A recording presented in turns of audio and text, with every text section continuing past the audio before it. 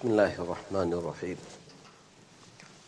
والصلاة والسلام على سيد المرسلين وعلى آله وأصحابه أجمعين أما بعد وعنه أي عن أبي هريرة رضي الله تعالى عنه قال قال رسول الله صلى الله عليه وسلم إذا نظر أحدكم إلى من فضل عليه في المال والخلق فلينظر إلى من هو أسفل منه متفق عليه. وفي رواية لمسلم قال انظروا إلى من هو أسفل منكم ولا تنظروا إلى من هو فوقكم فهو أجدر ألا تزدروا نعمة الله عليكم. Abu Hurairah radiallahu ta'ala anhu said that Nabi sallallahu alayhi wasallam said, when some of you or any one of you looks at that person who is above than him into the wealth and into the beauty, then he should look at that person who is below than him into the wealth and into the beauty. This much riwayat is being narrated by Bukhari Sharif and Muslim Sharif. And in one of the riwayat of Muslim Sharif, Nabi sallallahu alayhi wasallam said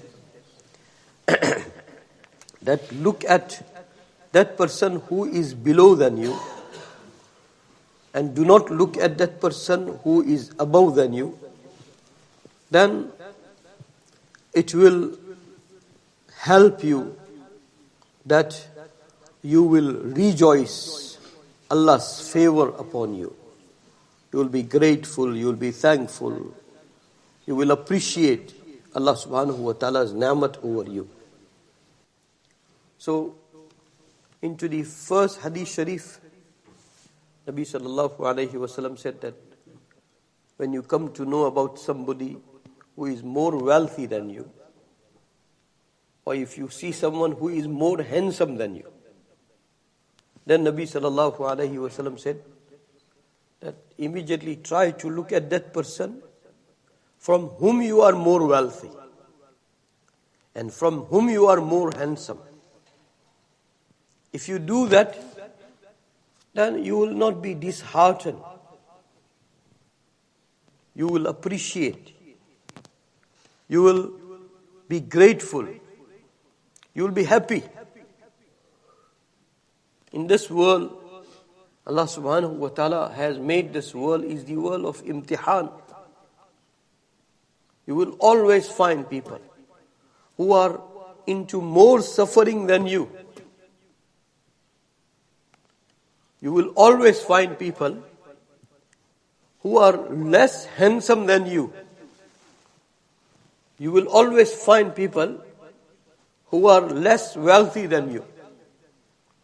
So, if you take the advice of Nabi sallallahu alaihi wasallam and you do not look at those people who are above than you, that is what we were discussing, I think, when we went through that riwayat that Rasul sallallahu alaihi wasallam, Abdullah ibn Salam radiyallahu ta'ala anhu narrated, I saw Nabi sallallahu alaihi wasallam. He took that bread, chapati, roti, naan, whatever it is, khubz, and he put date on it, and he said, this is the gravy, this is the curry of my chapati, my bread, my naan, my khubz. And that's how he conveyed the message that whatever comes in front of you, appreciate the ni'mat of Allah subhanahu wa ta'ala. Shouldn't be very fussy. And when we were discussing, we discussed those 4 sentences from Surah Al-Talaq. You know, all the problem comes. My family will come up to me that look at the neighbor's cars. Look at the neighbor's kitchen. Look at their lounge. Look at the extension they have made.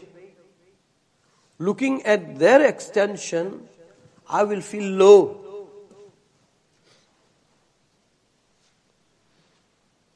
I will be disheartened that, oh, I got nothing.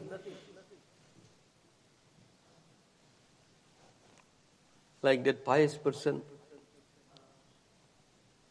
who was walking and he didn't have no sandals, no shoes, no slippers, nothing. So he was thinking in his heart that I am being tested. I don't even have affordability to buy a slippers, sandals, shoes. And immediately he saw a person who didn't have both legs. So immediately, some people they are being reminded by Allah subhanahu wa ta'ala. Immediately, he changed his focus. He said, no. At least, oh Allah, you have given me both legs. When you see someone, then you read, Alhamdulillahi alladhi afani mimma abtalaka bihi waj'alani wa faddalani ala kathirin mimman khalaqa tafdila. When you see someone suffering into something, make dua for him and you say to Allah that, oh Allah, from this suffering you have saved me. And you have given me betterment over so many people. So this person, immediately he was reminded. He said, okay, I don't have sandals. I have no slippers, no shoes. So what? At least I have both legs. That is what Nabi sallallahu alaihi wasallam is saying. That when your sight falls onto someone who is more richer than you, driving more better car than you, living in more posh house than your house, then try to look for someone who is driving lower car than your car, who is residing into the house lower than your house. Then you will say to Allah subhanahu wa ta'ala that at least I am being given more favors compared to this person. May Allah increase him also. If you see that, oh, my look is not that handsome, then you look onto someone, Nabi sallallahu alaihi wasallam said, you will find somebody who you are more handsome than him. Then you will appreciate the favor of Allah subhanahu wa ta'ala. That is the first hadith sharif. We were trying to make mudhakara of those 4 ayats. And very rightfully, Allah subhanahu wa ta'ala had given principles. لِيُنْفِقْ ذُو سَعَةٍ مِّن سَعَتِهِ. One who is having vastness, he should spend according to his vastness. Allah subhanahu wa ta'ala has given you vastness into the wealth, into the risk, has barakat in your risk. Then Allah subhanahu wa ta'ala is saying that he should spend according to his capacity. لِيُنْفِقْ ذُو سَعَةٍ مِّن سَعَتِهِ وَمَنْ قُدِرَ عَلَيْهِ رِزْقُهُ فَلْيُنْفِقْ مِمَّا آتَاهُ اللَّهُ. And whoever is being given narrow risk, narrow sustenance, then he should spend from what Allah has given it to him. He should spend from that what Allah has given it to him. لا يكلف الله نفسا إلا ما آتاها. Allah subhanahu wa ta'ala does not ordain anybody beyond his capacity. سيجعل الله بعد أسر يسرا. And there are people. Some people will have more, some people will have less. People who has less, Allah subhanahu wa ta'ala said to them, سيجعل الله بعد أسر يسرا. Wait, anticipate from Allah subhanahu wa ta'ala. Expect from Allah subhanahu wa ta'ala. Allah said that your Allah will remove difficulty and He will bring ease very soon. You have that narrowness, it will go away very soon and vastness will come. Allah will bring that. You talk to yourself, remind yourself, then you will not be disheartened. So that is what Nabi Sallallahu Alaihi Wasallam said into the first hadith sharif. And second hadith sharif, narrated by Muslim Sharif. Here Nabi Sallallahu Alaihi Wasallam said, look at those who are below than you, and do not look at those who are above than you.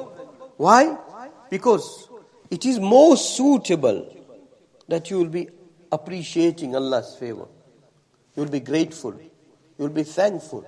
And it is more suitable that whatever favors you have, you will entertain it. You will enjoy it. You will be happy. You will be appreciating. So may Allah subhanahu wa ta'ala make that possible. Beautiful, beautiful guidelines. That in this world, that is from the hikmah of Allah subhanahu wa ta'ala. Allah subhanahu wa ta'ala had given some millions, and Allah subhanahu wa ta'ala had given some nothing compared to those millions. But in this world, if they follow the divine guidelines of Allah and Nabi sallallahu alaihi wasallam, then they will never be disheartened. They will be always appreciating. They will be always, everybody will be always having some favors that if he wants to convert that favor into shukr, then there will be always favors in everybody, in every human being. That famous incident we have narrated many times, that there was a teacher and student, and that student had learned a lot, and that teacher became very, very ill, and illness was growing every time, so much so that the body started rotting. To some extent, family used to take care of him. Then family abandoned him. Only wife used to take care of him. And then it went to such extent that wife also couldn't take it. So she took that person and left it into somewhere far in isolation, because it was causing bad smell and bad odor for the whole environment. So after long, student came and he inquired. He went to the family. So family said that this is what happened. He is somewhere in that jungle, somewhere into isolation. So that student went and he saw that maybe his teacher is about to breathe last and into the embodiment of suffering, rotted, embodiment of rotting from head to toe, and now breathing last. So the student made dua that may Allah give him some moments so we can have last dialogue, last conversation. And when you have like today is Jummah. Wallahi, I say Jummah, it's a jackpot day. It's a lottery day. Wallahi. Do not let this Jummah go by and you don't cash anything from the treasure of Allah subhanahu wa ta'ala. Whenever you have that firm conviction that no, oh Allah, I will insist and I will cash it. Allah is there to give it to you. That student must have been like that. So he made dua. Then he could see that some life is coming into my teacher. So he took his ear near and he tried to hear him. He was saying, Alhamdulillah, Alhamdulillah. He was saying, Alhamdulillah, Alhamdulillah, Alhamdulillah. Now, this student became more inquisitive. That this situation, and again he is saying Alhamdulillah as it is. He have taught me so many mysterious favors of Allah subhanahu wa ta'ala. I want to learn this also. What is the secret behind saying Alhamdulillah? When from head to toe you are into suffering, you become embodiment of rotting. Every organ of yours is into suffering, and you are still saying Alhamdulillah. So he again made dua that Allah give me such ability that I have some dialogue. He started, that teacher started speaking. So he asked that, oh my teacher, can you disclose the secret to me? Why are you saying Alhamdulillah? So he said, oh my son, Look at this scenario. If my whole body was correct, safe and healthy, there was no illness, no suffering, no problem, but my heart was ill,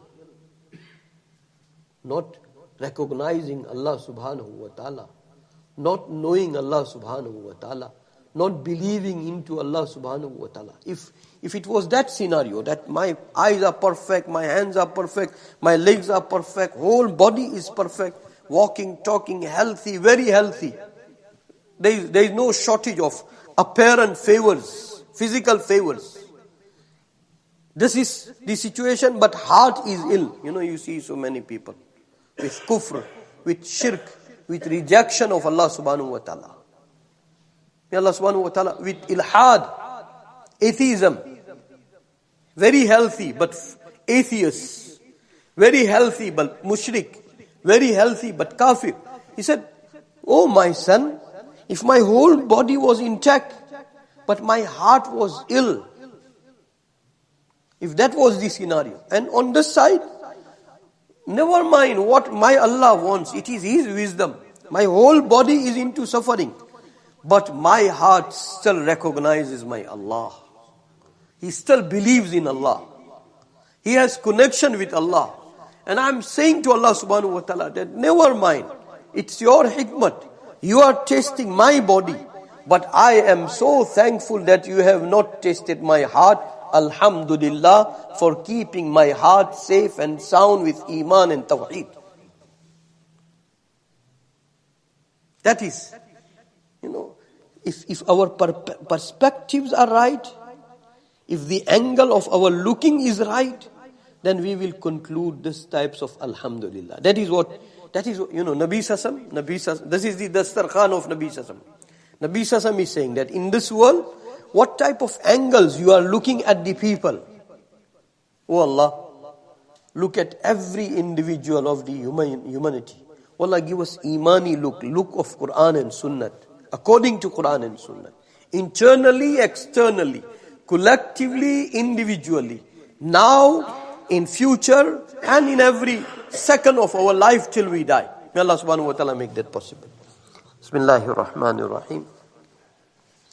يا أول الأولين يا آخر الآخرين يا راحم المساكين يا ذا القوة المتين يا ذا المن فلا يمن عليك يا ذا الطول يا ذا الجلال والإكرام لا إله إلا أنت زهر اللاجئين وجار المستجيرين ومأمن الخائفين يا مأمن الخائفين إن كنت كتبتنا عندك في أب الكتاب أشقياء فامحو عنا اسم الشقاء فامحو عنا اسم الشقاء فامحو عنا اسم الشقاء وإن كنت كتبتنا عندك في أم الكتاب مقطرا علينا أرزاقنا فامحو تقطير رزقنا وحرمان رزقنا واكتبنا وأثبتنا عندك سعداء ووفقنا الخير فإنك تقول في كتابك يمحو الله ما يشاء ويثبت وعنده أم الكتاب اللهم إنا نسألك فعل الخيرات